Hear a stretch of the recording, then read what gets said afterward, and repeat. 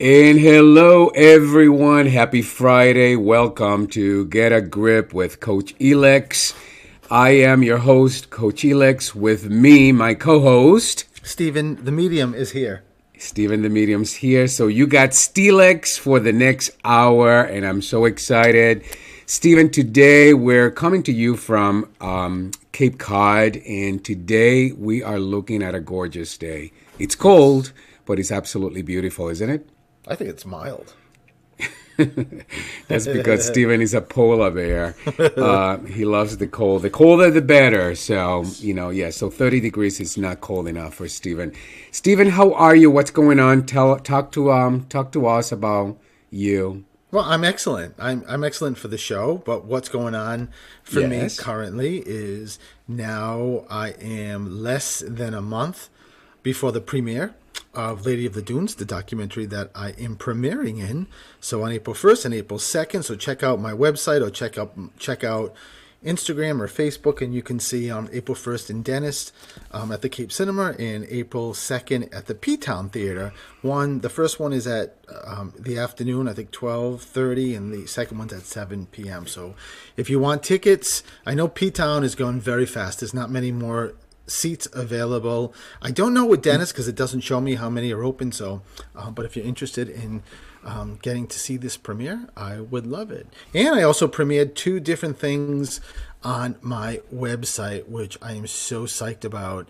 I am doing a Whisper in a Note, which is a reading without getting a reading. You actually just purchase the note, and for yourself or for somebody as a gift, and when the note goes to you, you not only get a scanned version of the note, and you can get the actual physical copy of the note, but you get a video of me right next to the note explaining every single sentence, every single word, and all the emotions that your loved ones dictated to me in spirit to write the note. And then I also added a something new too, Reiki and a reading, that during a Reiki session you get read too, in which I record that, so audio wise you get that.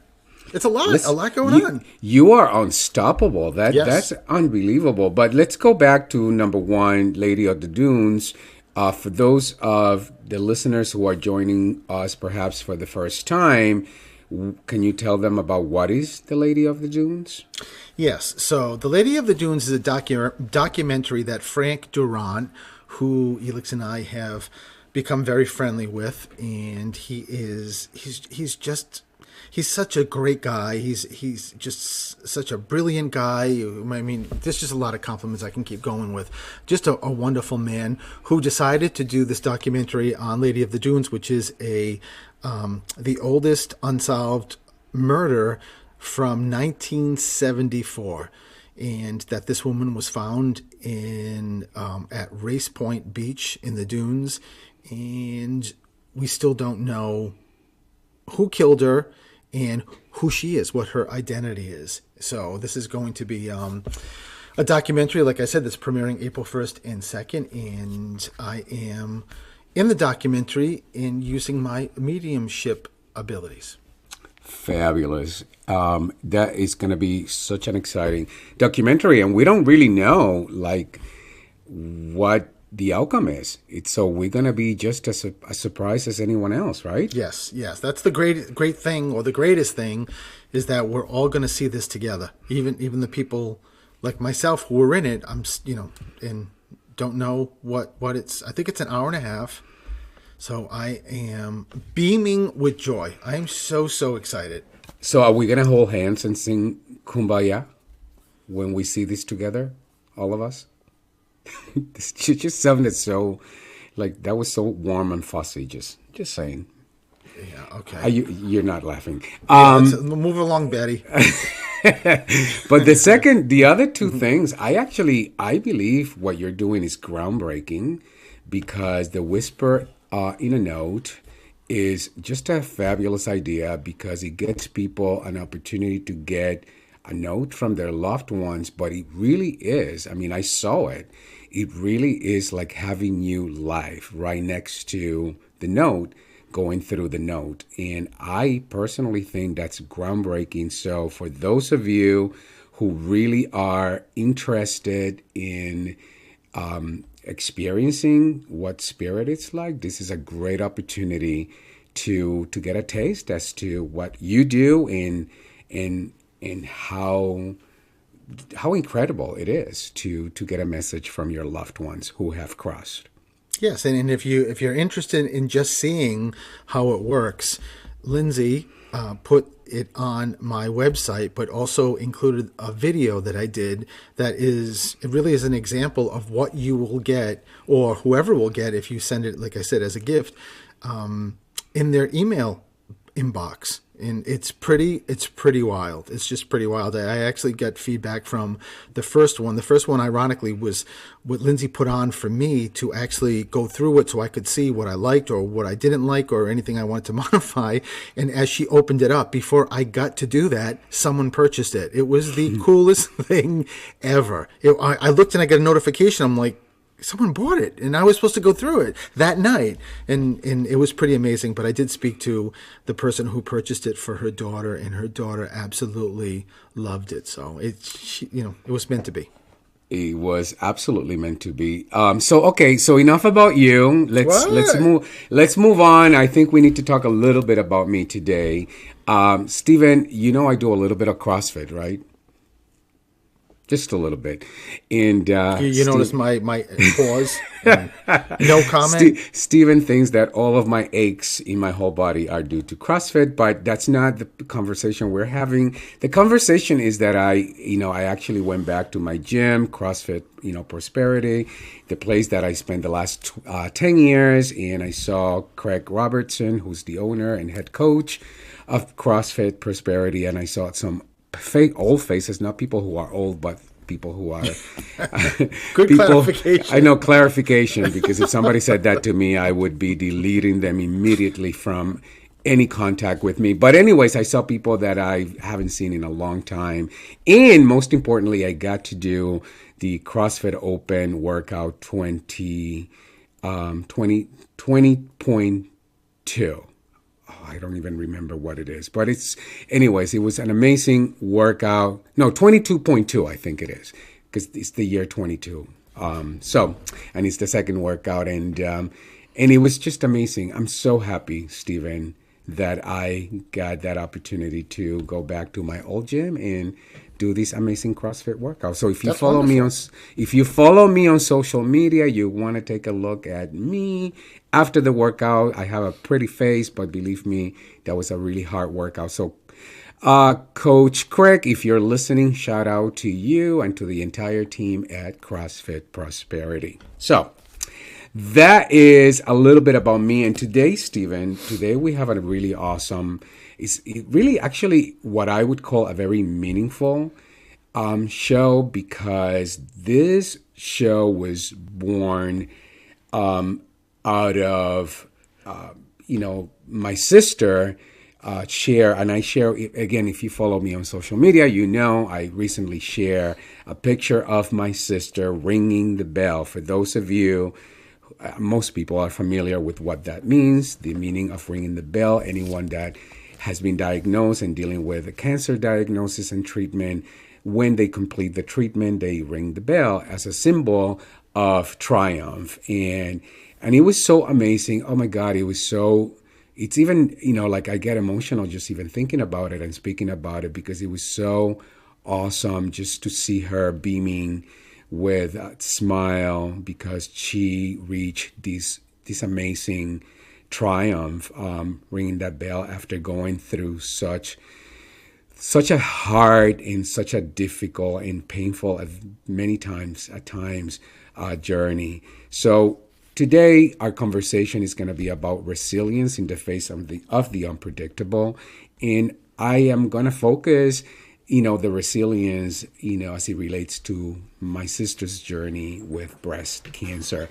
So whether you are a cancer survivor, or whether you have been diagnosed with some other chronic condition, or you are a family member of somebody who's been diagnosed and you've gone through the process, I think this show will be meaningful for you, because it's an opportunity to really talk about what the experience has been like, and and most importantly, talk about resilience and what are some of the things that we can do to manage, the experience and coping better and improve really that skill of resiliency both physically and mentally. So what do you think, Stephen? I am really excited about it because I don't think there's one person on this earth that doesn't connect with somebody who had cancer and beat it or had cancer and succumbed to it. I mean, so it affects everybody, right? Every single person. Yeah, and for me, I mean, personally, as I was getting ready to do the show, and my wonderful co-host, and of course, most importantly, my husband, he helped me get ready for the show, and so as I'm reading through my outline, Stephen, I couldn't help to think about my own personal experience when I was diagnosed with Wegener's, and what it took and how difficult that journey was. And I went through it twice, and in I don't know, like the importance of just being strong, the importance of being resilient, having grit in dealing with the circumstances that life's you know put in your pathway. And and I'm super lucky. I I express my gratitude every day to have somebody like you, because you were like my rock in the face of that difficult journey. But having said that, I think of my sister and what she's went through, and my journey was like a walk in the park compared to what she's has gone through, and it's going through. So even though she reached the end of that chemo journey. So Well, you know what, Felix? I don't think. I mean, I understand what you're saying, but every single person dealing with their situation is different, and I don't think it's ever a comparison of yours was easier or hers was harder because I was there with you. So, I mean, I think it's just acknowledging that you both have been warriors, got through this, and I love the fact that we get to have our sister here today. I know. And so, you know what? I think it's time. What we're going to do is we're going to take a break. And when we come back, we're going to talk about resilience in the face of the unexpected. And I'm going to introduce you to my beautiful sister, Maribel, who is going to share with us her journey in dealing with breast cancer. So we'll be right back.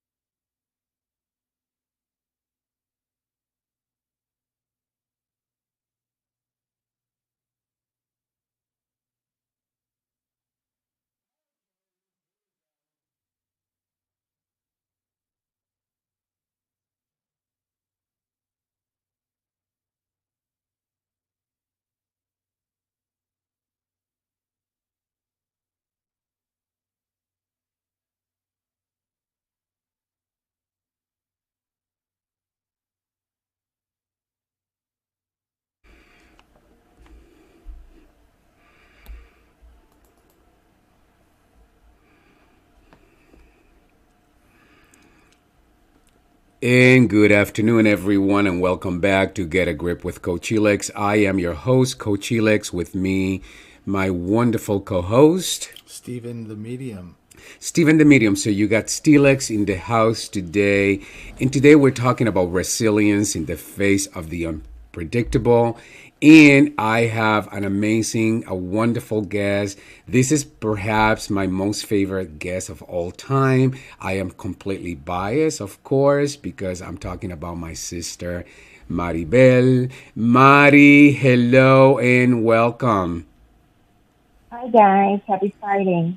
Happy happy Friday. So Mari, when I was talking to her earlier about, talking about her journey with breast cancer, and Mari, by the way, if there's any radio on your end, make sure the volume is all the way down so that it doesn't we don't hear the feedback on the radio live now. But Mari says to me, "Oh my God, I hope I don't have the wrong answer." I'm like, Mari, there is no such thing. There's no wrong answer. Your journey is your journey, and we are delighted that you've agreed to come here and talk about your journey. Now, of course, resilience, it's something that, we can experience at any time. And when we talk about the unpredictable, there's many things that can be unpredictable. But today I want to talk and focus about, your journey, because I share with everyone how beautiful, Mari, it was to see you post that video of you ringing that bell as a demonstration of the triumph, of reaching the end of that chemo journey. So, Mari, what was that like for you? What was it like for you to just get to ring that bell finally? It was a relief, I tell you. It was like letting go of a lot of weight that I had on my shoulders, but it was so much relief for me. And I think for my family, because, once you go through all that, your family goes through it with you. So it was a relief for me. Yeah. And Mari, let's share, if you don't mind. Like, I want to share with our listeners what your journey has been like. When were you first diagnosed with breast cancer? Back in November 2021, I was diagnosed with stage 2 breast cancer. And And no, go ahead. and to me it was like shocking news because I wasn't expecting that.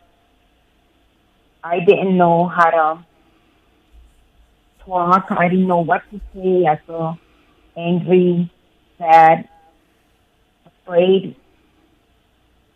So it was hard. It was hard. Yeah, and it was unexpected. I remember talking to you when you first got the news, and yeah, you were like in shock because it was something that just came out of the blue for you. If you think back, Mari, what do you think was your source of strength? What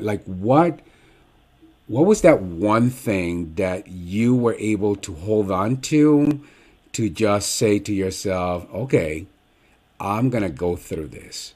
I'm going to deal with this, and I'm going to deal with it powerfully. What was that for you? To me, it was my family. Definitely my grandkids, my sons, my brother, my sisters. It was the family. That's what gave me more strength to go on. Because without the support of the family, I don't think I would have ever made it. Anything else? You know, I, I would think that's the main thing for me. Yeah. And what was it like for you to have that backbone of support? Because you did have your children, you had your husband, you have your other siblings, Lily, our sister, You had me, of course. What was it like to know that you had that backbone behind you? It's always good to have somebody because you need all that support that you can get. You at those moments you feel sad, you want to talk about it, you want somebody to be there to listen to you, to comfort you, to tell you that everything's gonna be okay, not to be afraid, that you have a lot of people to fight for, to live for. Mm. So yeah. Yeah, and now, Ma- yeah, go ahead, Stephen. Marty, hi, it's Steven. Listen, I Hi, have a Steven. question because I know you and I know how you are so connected to your faith. How did that come into play, Marty? I mean, I know it's coming. You're starting with the person that is so faith based, but what was that like? Well, I always had faith in God. I always prayed, and that I knew that everything was going to be fine because I always believed that God was by my side at all times. And I prayed that I was going to make it, I was going to do okay. And, and I know God was looking out for me. So That's my faith beautiful. is always there. Yeah. And again, for those of you who are listening, again, we're talking to my sister, Mari, who recently rang the bell, acknowledging as a symbol that she completed her last chemo treatment. Mari was diagnosed in October of 2020, correct, Mari? Or, yeah, 2021. 2021. 2021, excuse me. So you went from being told you have breast cancer you were blindsided, you had no idea. Now you all of a sudden you're being told you have stage 2 breast cancer, but it doesn't stop there. Then you're told the news that the recommended treatment is a double mastectomy, which again it's something that is not only emotional but it can be a psychological you know what you call it, Stephen, like a psychological impact for any woman dealing with breast cancer. What was it for you? What was it like for you, Mari? Like I said, it was a shock. I wasn't expecting it. It was hard.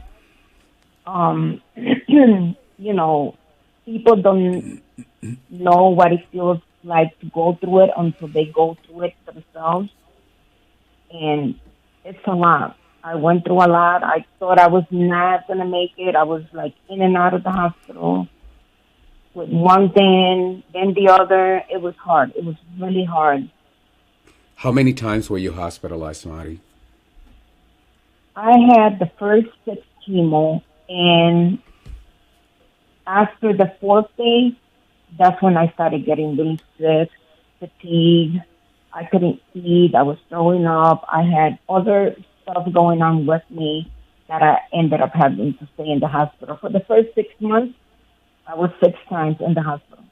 Yeah, imagine that. So not only are you dealing with these very shocking diagnoses, then you're dealing Hmm. with the reality of the treatment that was recommended, these double mastectomy. Then all of a sudden your body's responding and you're in and out of the hospital 6 times. And then of course, this is in the midst of a pandemic, the COVID pandemic. How did that Right. impact what you went through? Because one of the things that you couldn't have was a lot of people visiting. The visitations were so restricted at the time. How did you cope with that, Mari?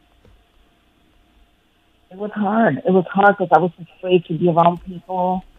Um, I, work at a hospital where there's a lot of sick people. So they were pretty nice to me. They ended up sending me, in a little office all by myself where I didn't have to deal with any patient care. Just be there and make sure that, I take temps from far away. But I did stay away from a lot of people, and actually it was so fun to get it. Yeah. And today we're talking, our subject is being resilient in the face of the unpredictable. And this was very unpredictable for you. But, and one of the things, how do we define resilience, right? Resilience is the ability to withstand adversity and bounce back from difficult life Mm-hmm. events. But that doesn't mean that being resilient does not mean that people don't experience stress or emotional upheaval or suffering. It just simply means that that person has an ability to withstand adversity and bounce back from difficulty. Amari, and you did that beautifully. And I'm super proud of you because, of course, you're my sister. But I do feel that, both of us have, we have a lot of the same, very similar qualities. And I know Stephen, would say that. By the way, according to the National Cancer Institute, in 2021, roughly 1.9 million people were diagnosed with cancer in the United States. An estimated of that 1.9 million, an estimated 281 550,000 women and 2,650 men were diagnosed with breast cancer, which makes it the most common cancer diagnosed. That's followed by prostate cancer, is the leading diagnosis among men and the second most common diagnosis overall, with 530,000 cases. And then of lung and cancer is the third most common cancer in the diagnosis in the United States, with roughly an estimated of 235,760 cases in 2021. So what I like to do, Mari, is I love to keep you with us because I want to talk about some important tips that we can offer people who are dealing with a cancer diagnosis. And I would love to, as we go through this, to go get your insight in your personal perspective. So would you stay with us? Yes. Awesome. So we're going to take a break. By the way, if you are somebody who is dealing with a cancer diagnosis, you have had cancer in the past, you're a cancer survivor, or you are a family member or a friend of somebody who is has dealt with cancer or is dealing with a cancer diagnosis, you are welcome to call and join the conversation 508-222-1320, and we'll be right back. Thank you.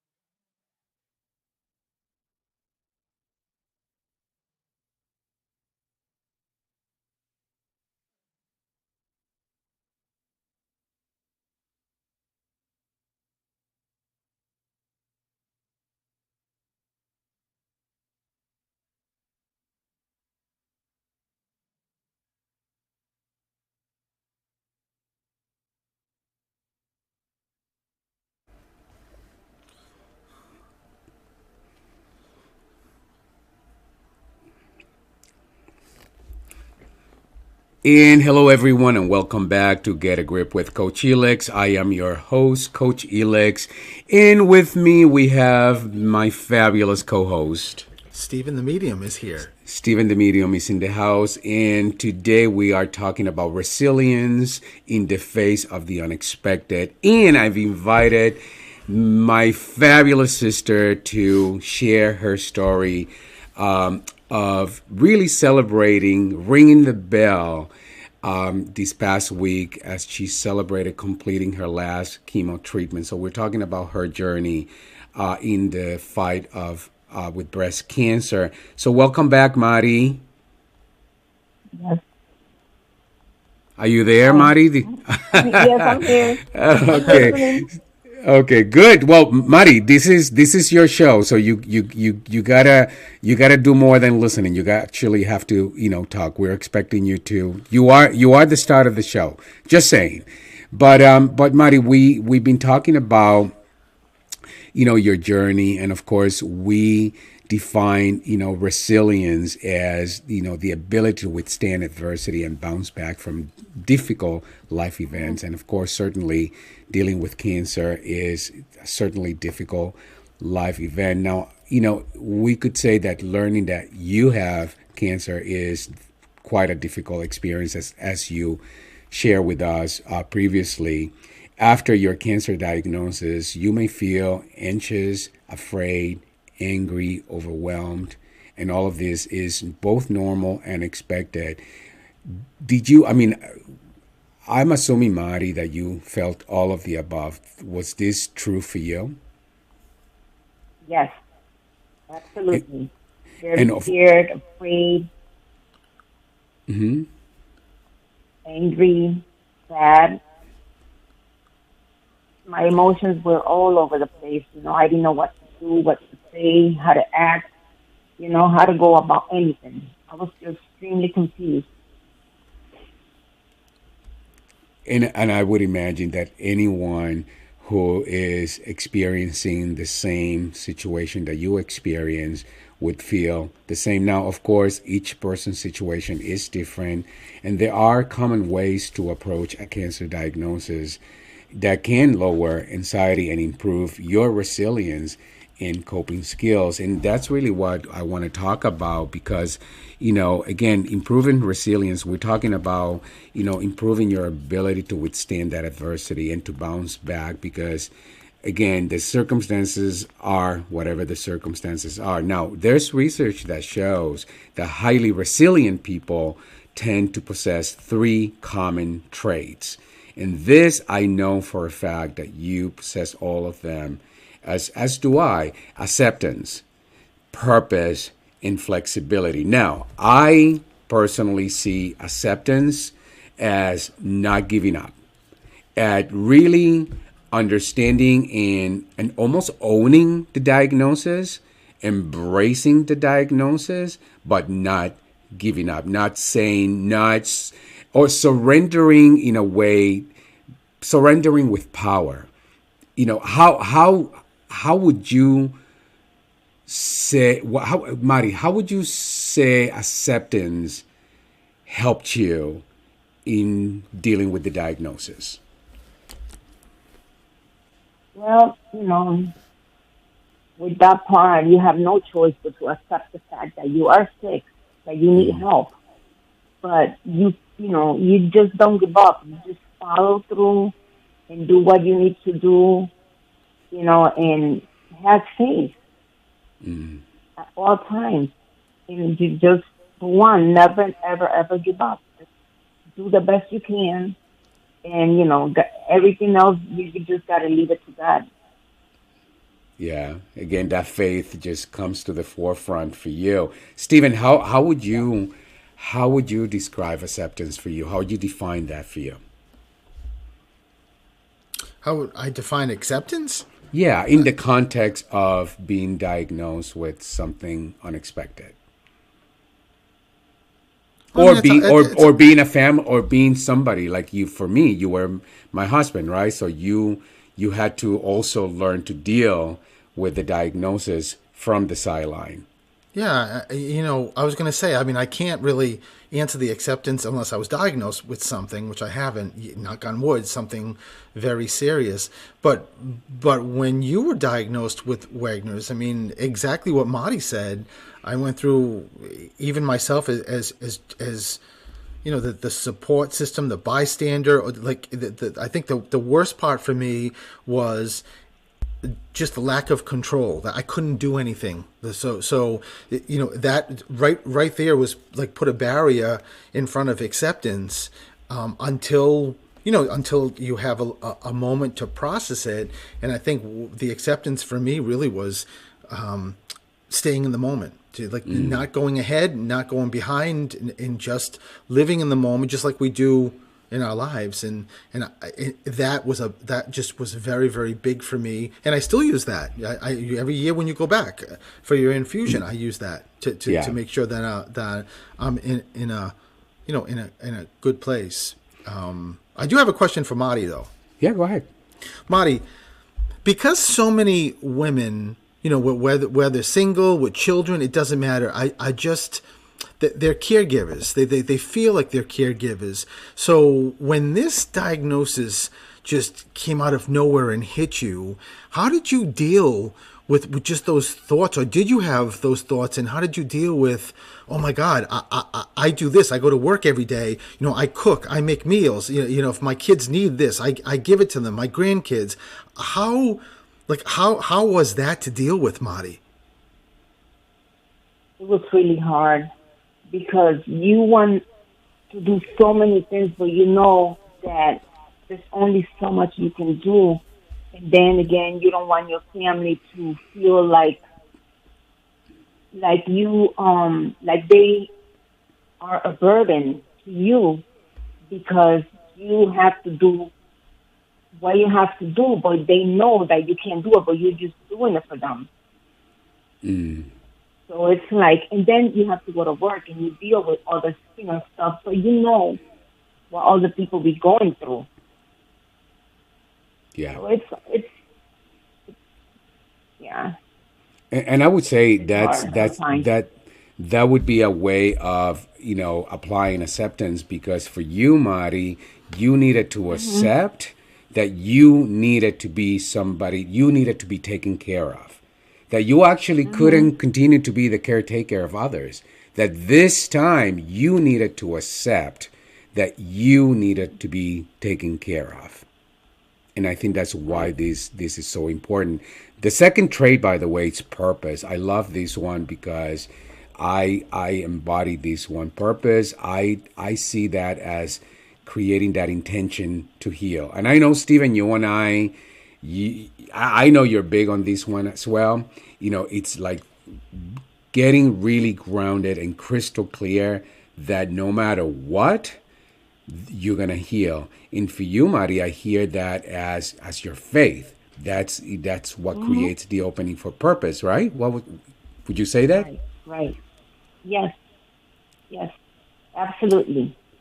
I knew I was going to get better. I had the faith, and I knew I was going to get up and be the same person that I was before I found out that I had this breast cancer. I wasn't going to let it get the best of me. And then the last trait is flexibility. I see that as dancing with the ups and the downs, but staying committed, staying clear to that vision, staying clear to that intention to heal. What was that like for you, Mari? Well, it was kind of hard, because as you go through all this chemo, to me, I kind of took it day by day, day by day as it went. Some days were better than others. When I had the chemo, I honestly, sometimes I forgot a lot of stuff, and it was kind of hard for me to remember, but I kind of, went through it and got back on it, and, it was a difficult time for me. Yeah. Yeah. So, at the end of the day, let's talk about celebrating the win, celebrating the fact that you got through that journey, that you made it to that last chemo treatment, that you actually look absolutely amazing. And I know you feel absolutely amazing, compared to what the world looked like for you about a year ago. So, but what we're gonna do, Marty, is we're gonna take another break. We got to take a break, and when we come back, we actually going to start going through 11 suggestions to lower anxiety and improve your resilience and coping skills, both physically and mentally. So, we'll be right back. Stay with us. Okay.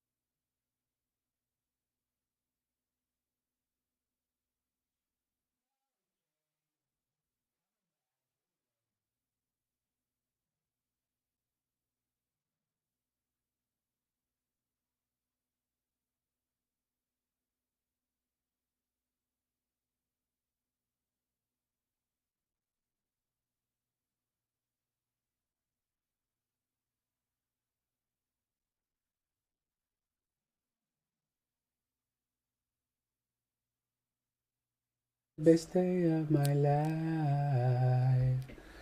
Oh.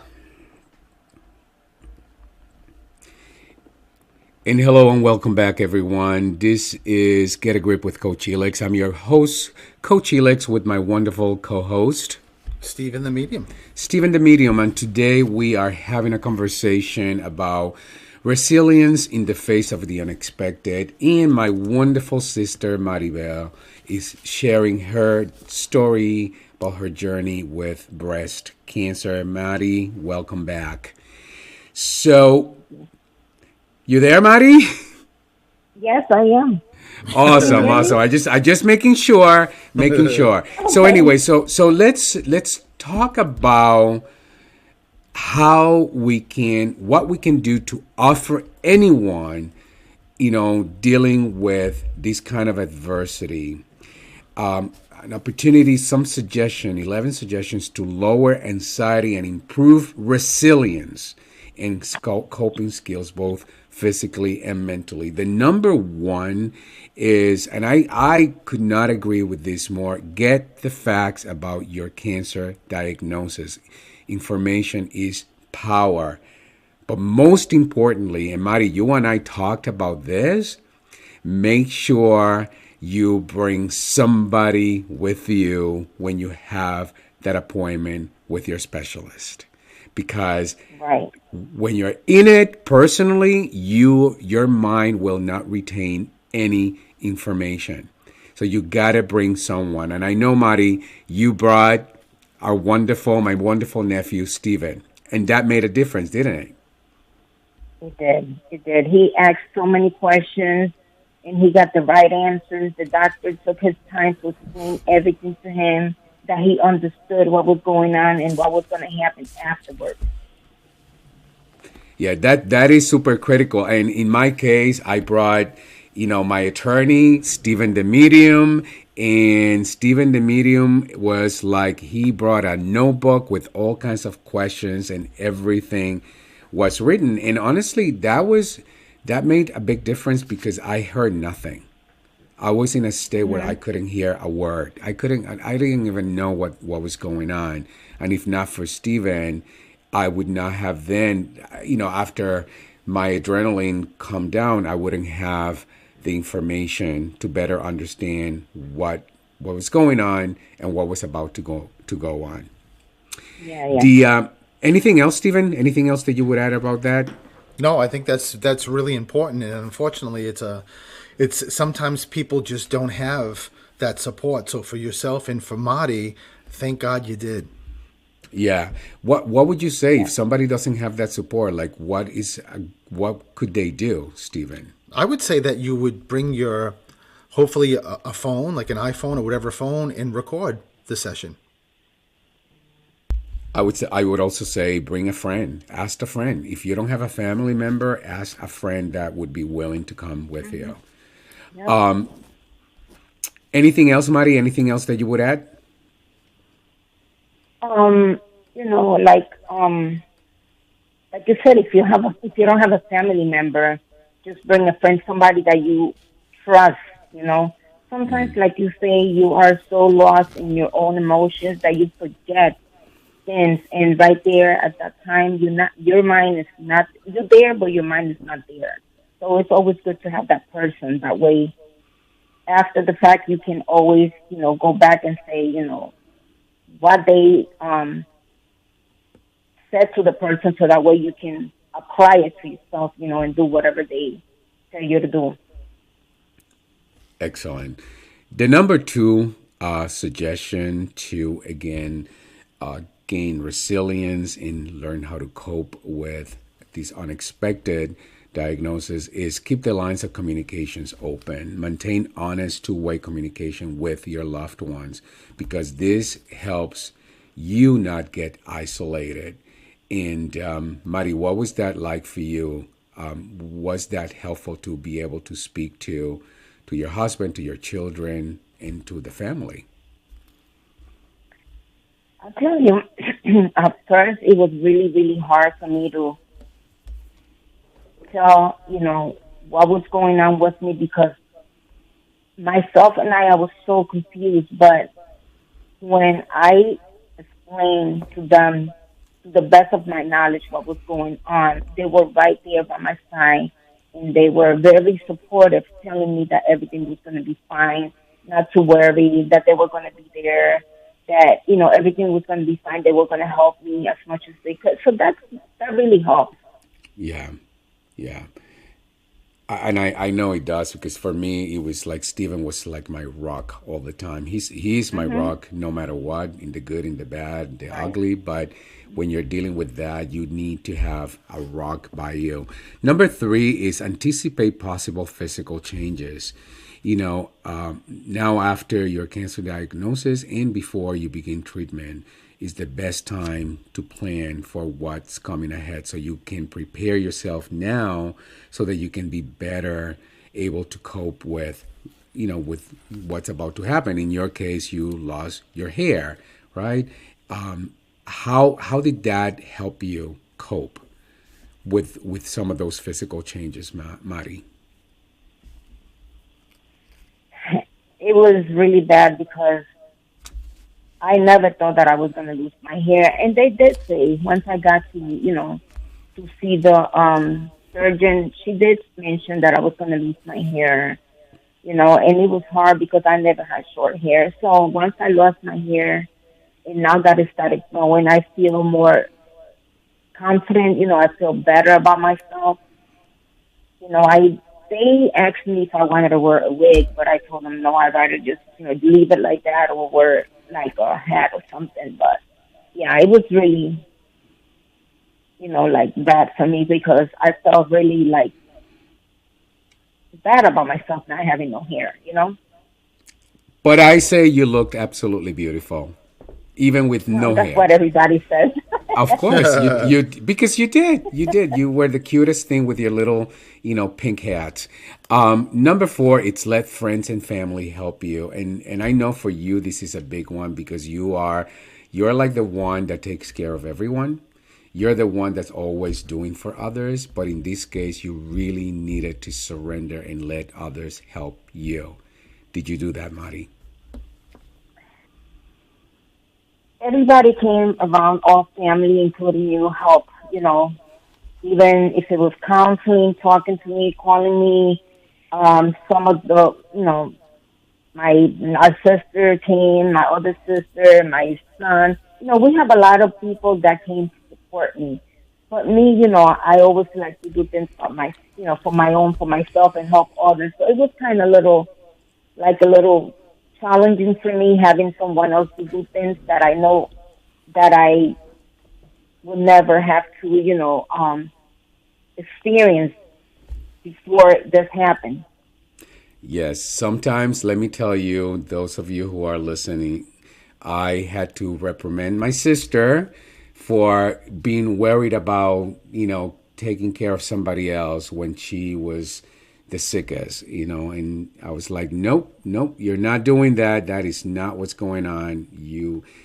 Because that's the reality. You need to allow for others to help you. Number five is maintain a healthy lifestyle. I think that's really important. You gotta eat right. You gotta do, the right thing to manage stress, fatigue. If you're not able to exercise because of that fatigue, you should then be able to do other things that will allow your body to heal. The next one is review goals and priority. What's most important for you? Find time for the activities that are valuable to you and to give you, and that give you those activities that give you the most meaning. Number seven is try to maintain a normal lifestyle. Of course, life has been turned upside down, but you got to do your very best to maintain some normalcy in your life. I think one of the things, Mari, that you said that is it's really a golden nugget for people to take away is just to take one day at a time. Perhaps sometimes it's just 1 hour at a time, right, Mari? Right, right. I've been doing a lot of things for myself ever since I started feeling better. I walk a lot. I exercise a little bit here and there. I spend time with my family, some friends here and there. Not too many because of the COVID situation, but I try to do a little bit at a time. Yeah. And then the other one is consider how your diagnosis is going to affect your finances. It's really important that, I mean, often unexpected financial burdens can certainly arise because of a cancer diagnosis, because some insurance don't pay 100%, and your treatment may require you to not be able to work. And in your case, it certainly did. There were times, I mean, you tried to work as best as you could, but there was a moment where you could no longer go to work. So it's important that you gotta make sure that you understand how this may impact your finances and what you need to do ahead of time so that you don't stress over finances while you're trying to heal your body. Number nine is talk to other people, that are going through the same journey, because it can be really helpful to talk with others who have been in that situation, who are dealing with the same situation. It's really helpful to see oneself in somebody else's, same journey. Other survivors can share their experience and give you insight into what you can expect. support groups are important, the American Cancer Society and the Mayo Clinic, and there's a lot of online messaging boards. Number 10 is fight the stigmas. All stigmas that can be associated with cancer, and determine how you deal with others' behaviors towards you. Most times people will take their cues from you.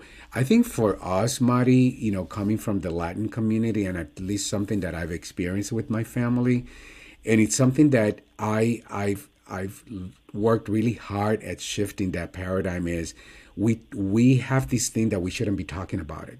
Nobody talks about it. You should keep it quiet. Let's not mention the word. No, why? Let's talk about it. I think that's important. Would you say that, Mari?